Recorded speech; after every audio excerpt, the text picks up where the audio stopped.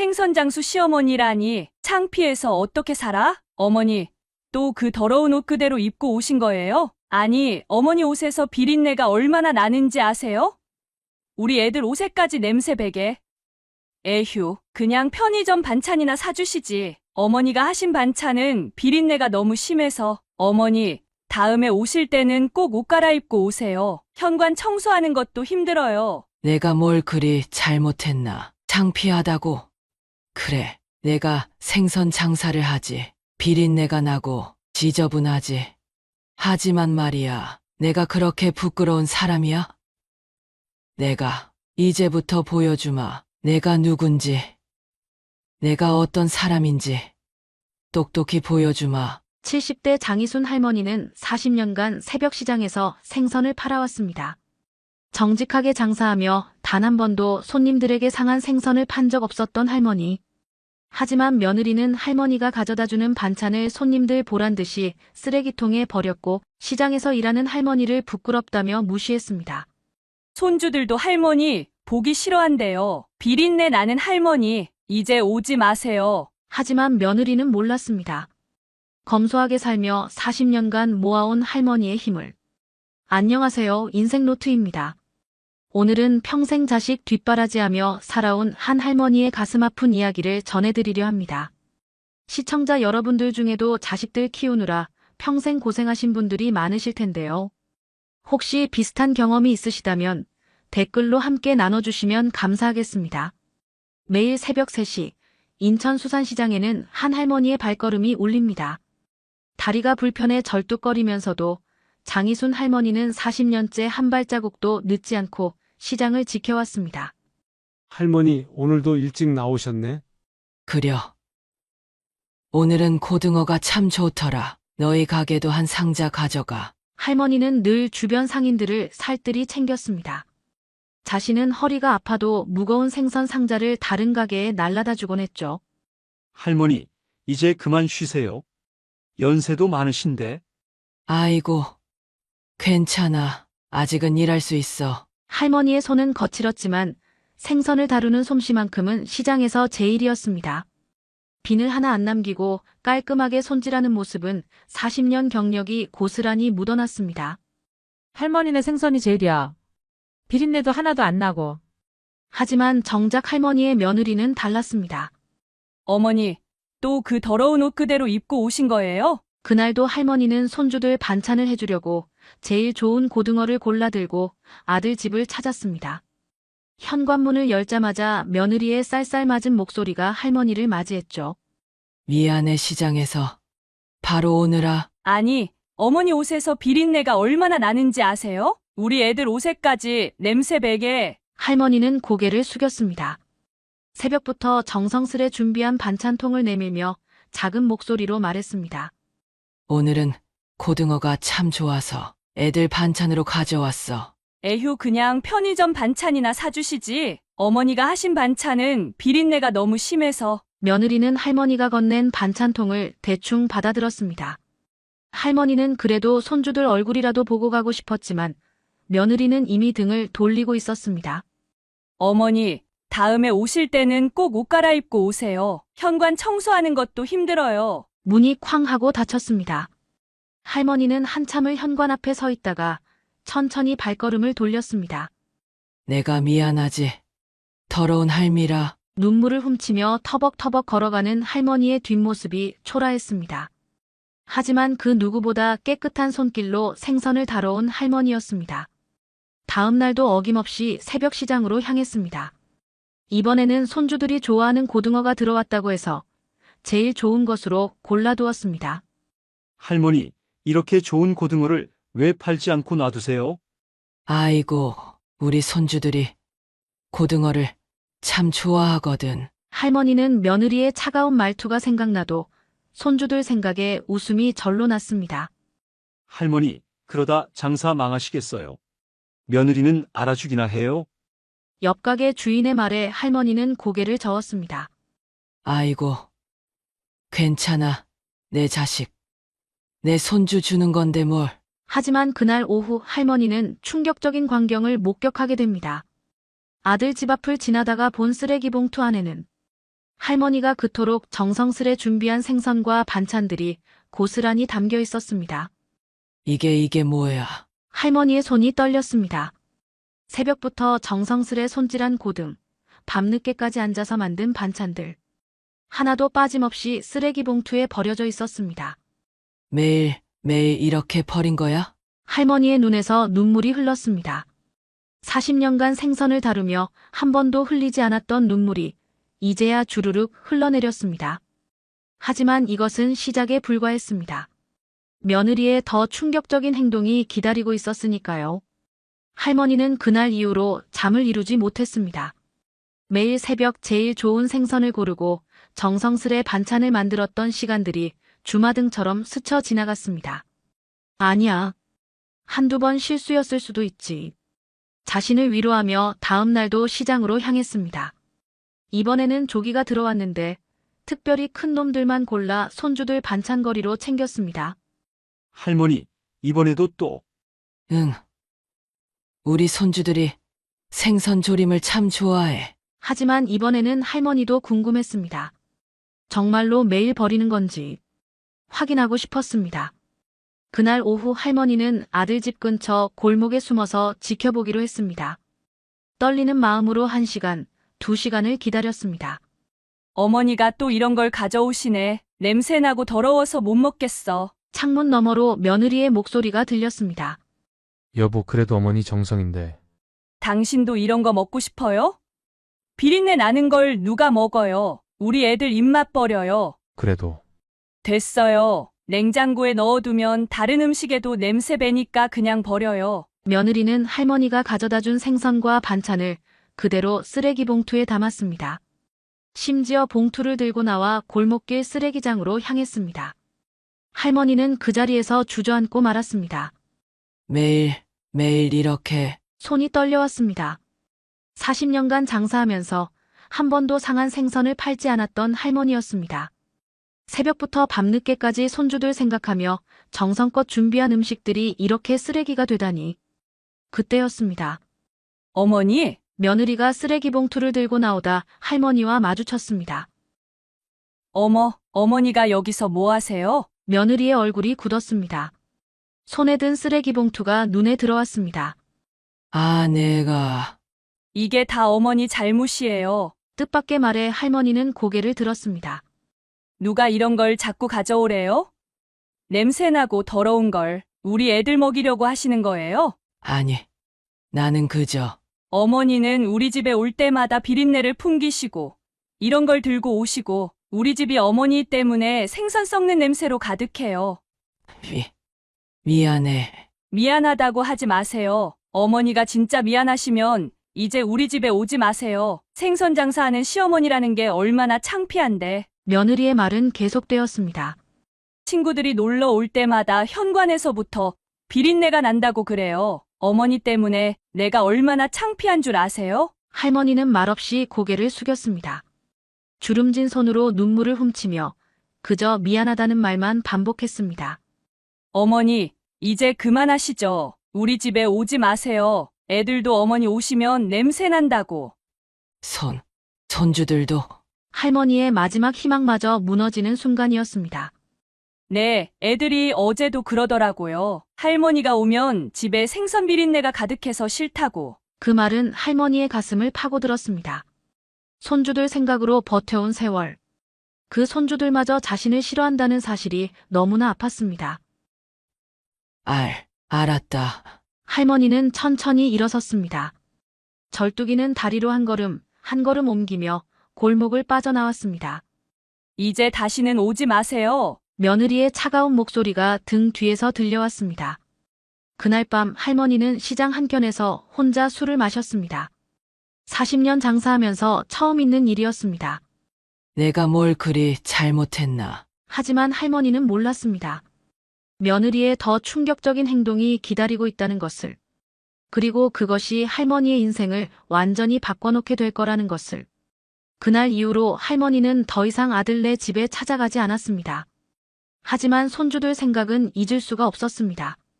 멀리서라도 보고 싶어 매일 아들네 집 근처를 서성였죠. 우리 손주들 밥은 잘 먹고 있나? 그러던 어느 날 할머니는 충격적인 광경을 목격했습니다. 어머님이 또 저기 서 계신 것 같아. 진짜 끈질기시네. 며느리가 친구들과 카페에 앉아 이야기하는 소리였습니다. 아이고 생선 장사하는 시어머니라며. 냄새나고 그런다면서. 그것도 모자라서 매일 이상한 반찬하고 생선을 들고 와. 우리 냉장고가 생선 썩는 냄새로 가득했다니까. 그래서 내가 다 버렸지. 며느리는 깔깔 웃으며 이야기를 이어갔습니다. 근데 어머님은 그게 서러웠는지 며칠 전부터 우리 집 앞에서 서성이더라고. 완전 스토커 같지 않아? 아니, 그래도 시어머니인데. 시어머니가 뭐 어때서? 돈 한 푼 안 주는 시어머니가 무슨 생선 비린내나 풍기면서. 친구들의 웃음소리가 할머니의 귓가를 때렸습니다. 심지어 우리 애들한테도 할머니가 오면 냄새 난다고 거짓말했다니까? 그랬더니 진짜 안 오시더라고. 속 편해. 할머니의 두 손이 떨렸습니다. 손주들이 자신을 싫어한다는 건 며느리의 거짓말이었던 겁니다. 어머님, 여기서 뭐 하세요? 며느리가 카페에서 나오다 할머니와 마주쳤습니다. 내가, 또 우리 집 앞에서 서성이시는 거예요? 스토커처럼. 나는 그저 손주들이 보고 싶어서. 손주들은 이제 할머니 보기 싫대요. 비린내 나는 할머니 부끄럽대요. 할머니의 눈에서 눈물이 흘렀습니다. 거짓말이지. 내가 다 들었어. 며느리의 얼굴이 순간 굳었습니다. 뭘 들으셨는데요? 다 들었어. 네가 거짓말한 거. 순간 며느리의 표정이 바뀌었습니다. 그래요.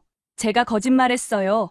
어머님이 자꾸 찾아오시니까 너무 부끄러워서. 부끄럽다니. 네, 부끄러워요. 생선 장사하는 시어머니라니. 제 친구들이 얼마나 절 비웃는 줄 아세요? 그때였습니다. 며느리의 친구들이 카페에서 나왔습니다. 어머, 이분이 그 시어머님이야. 생선 비린내 풍기는. 며느리는 오히려 더 큰 목소리로 외쳤습니다. 보세요. 이렇게 지저분한 옷차림으로 우리 동네까지 오셔서 제가 얼마나 창피한 줄 아세요? 순간 할머니의 마음속에서 무언가가 끊어졌습니다. 40년. 새벽부터 밤늦게까지 정직하게 일하며 살아온 세월. 한 번도 상한 생선을 팔지 않았고 늘 정직하게 저울을 쳤던 시간들. 창피하다고. 할머니의 목소리가 달라졌습니다. 그래, 내가 생선 장사를 하지. 비린내가 나고 지저분하지. 떨리던 손이 멈췄습니다. 하지만 말이야. 할머니가 고개를 들었습니다. 40년 만에 처음으로 꺾였던 허리가 펴졌습니다. 내가 그렇게 부끄러운 사람이야? 며느리가 놀란 듯 할머니를 쳐다보았습니다. 내가 이제부터 보여주마. 할머니의 눈빛이 달라졌습니다. 40년간 참아온 것들이 이제는 더 이상 참을 수 없는 분노로 바뀌고 있었습니다. 내가 누군지, 내가 어떤 사람인지 똑똑히 보여주마. 며느리는 처음 보는 할머니의 모습에 말문이 막혔습니다. 하지만 그녀는 몰랐습니다. 이제부터 시작될 할머니의 반격이 얼마나 무서운 것인지를. 박 사장님, 오랜만입니다. 할머니는 인천수협본부를 찾았습니다. 40년 동안 단 한 번도 부탁하지 않았던 그곳을 말입니다. 아이고, 장 여사님, 얼마만이십니까?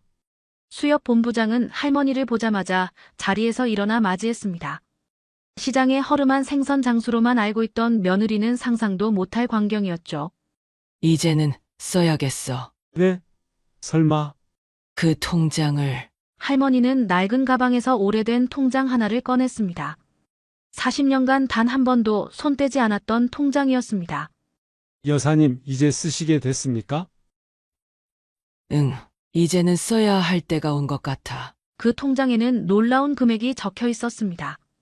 40년간 할머니가 조용히 모아온 돈. 시장에서 번 돈의 절반을 한 푼도 쓰지 않고 모아둔 120억이 고스란히 들어 있었습니다. 여사님이 우리 수협 최고의 VIP시라는 걸 아무도 모르죠? 입 닫고 있어줘서 고마워. 덕분에 40년을 조용히 살 수 있었어. 할머니는 인천수산시장에서 알려진 것보다 훨씬 더 큰 영향력을 가진 인물이었습니다. 시장의 절반이 넘는 점포가 할머니의 소유였고 새벽 위판장의 실질적인 주인도 할머니였습니다. 이제 움직일 때가 됐어. 할머니의 첫 번째 행보는 놀라웠습니다. 아들네가 사는 아파트 단지의 상가 건물을 통째로 매입한 것입니다.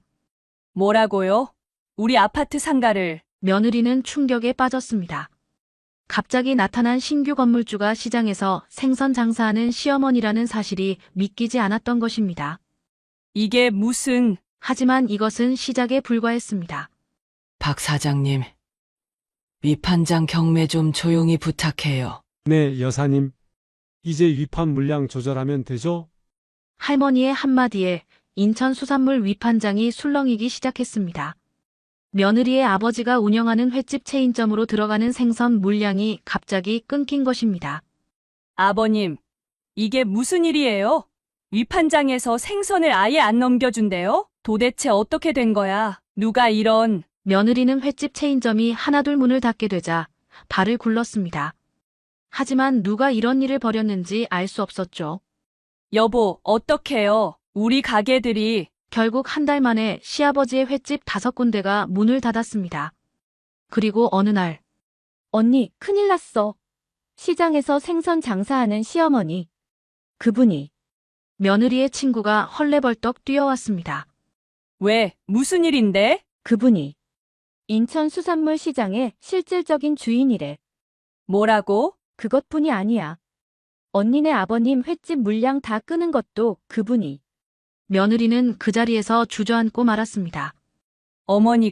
어머니가 그런 분이었다고? 그리고 더 큰일이야.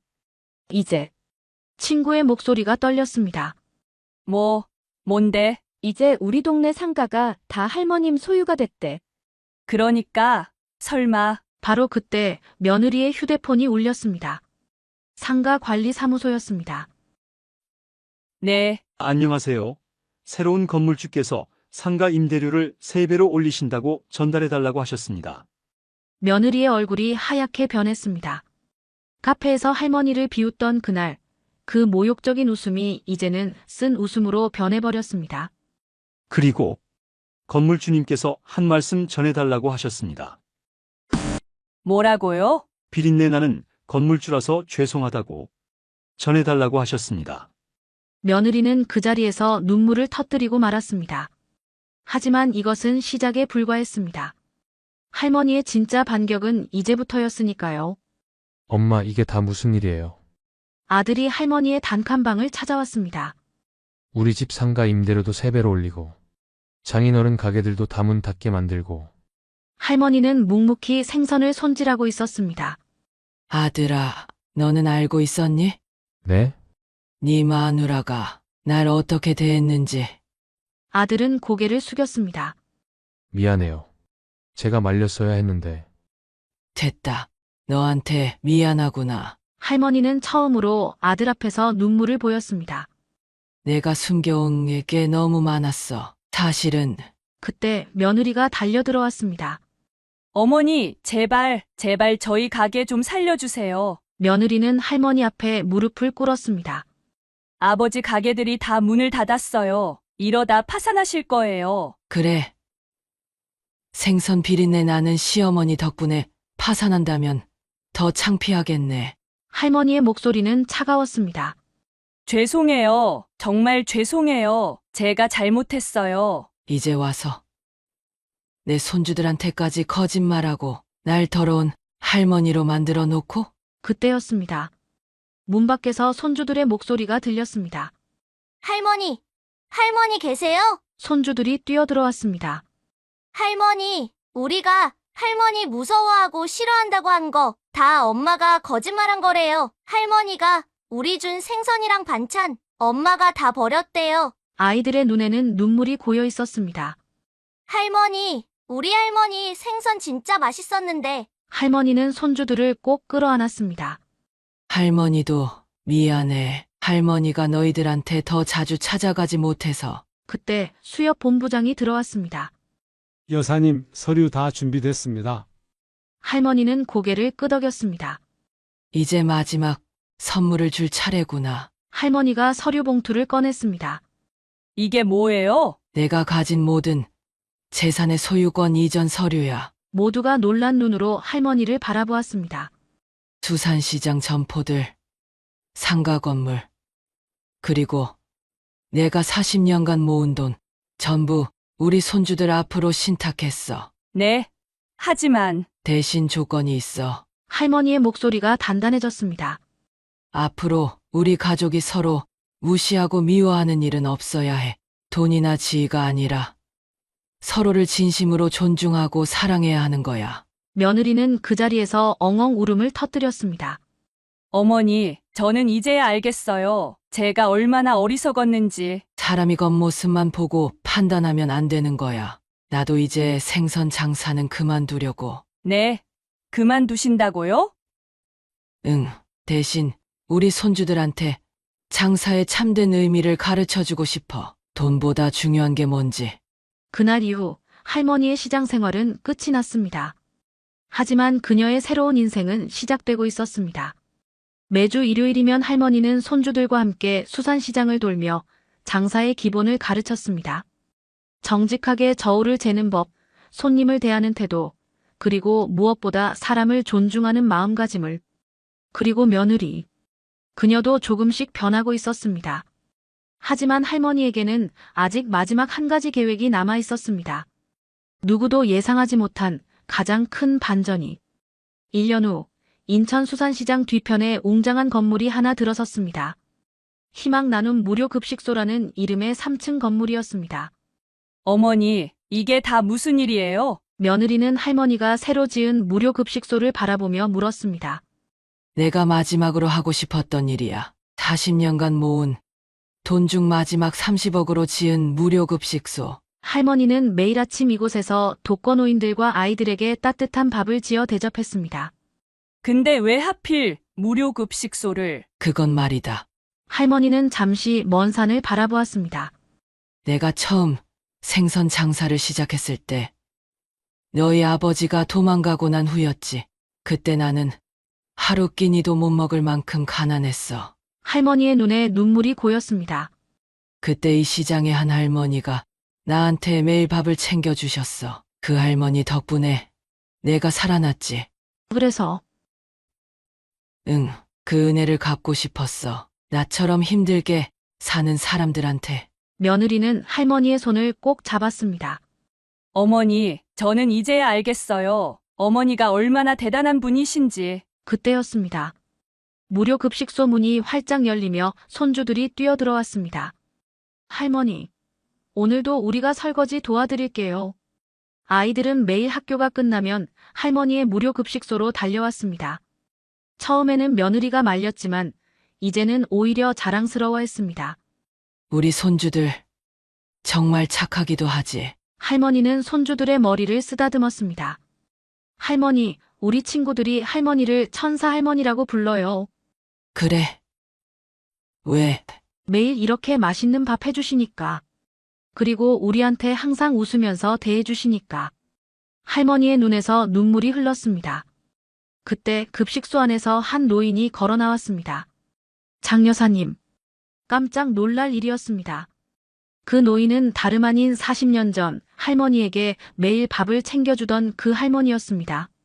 김 할머니. 그동안 잘 사셨어요? 두 노인은 서로를 부둥켜 안고 울었습니다. 할머니가 그때 해주신 밥 평생 잊지 못했어요. 아이고, 내가 뭐 한 게 있다고. 이제는 제가 은혜를 갚을 차례예요. 그날 이후 무료 급식소는 더욱 북적이기 시작했습니다. 며느리도 매일 와서 일손을 돕기 시작했고 아들도 퇴근하면 들러 봉사를 했습니다. 어느 날 며느리가 할머니께 편지를 한 통 건넸습니다. 어머니, 제가 그동안 어머니께 너무 죄송해서. 편지에는 이렇게 적혀 있었습니다. 어머니, 저는 이제야 깨달았습니다. 진정한 부자가 무엇인지, 어머니처럼 다른 사람을 위해 살 수 있는 마음이 진정한 부자라는 것을. 저도 이제 어머니처럼 살고 싶습니다. 할머니는 편지를 읽고 며느리를 꼭 안아주었습니다. 이제 됐다. 우리 가족이 이렇게 된 것만으로도 나는 충분해. 그리고 마지막으로 할머니는 모든 재산을 정리해 장학재단을 설립했습니다. 가난한 학생들에게 장학금을 주는 재단이었죠. 이게 내 마지막 선물이야. 앞으로 우리 손주들이 이 재단을 맡아서 어려운 사람들을 도와주면 좋겠어. 이제 할머니의 하루는 무료 급식소에서 시작해 장학재단에서 끝이 납니다.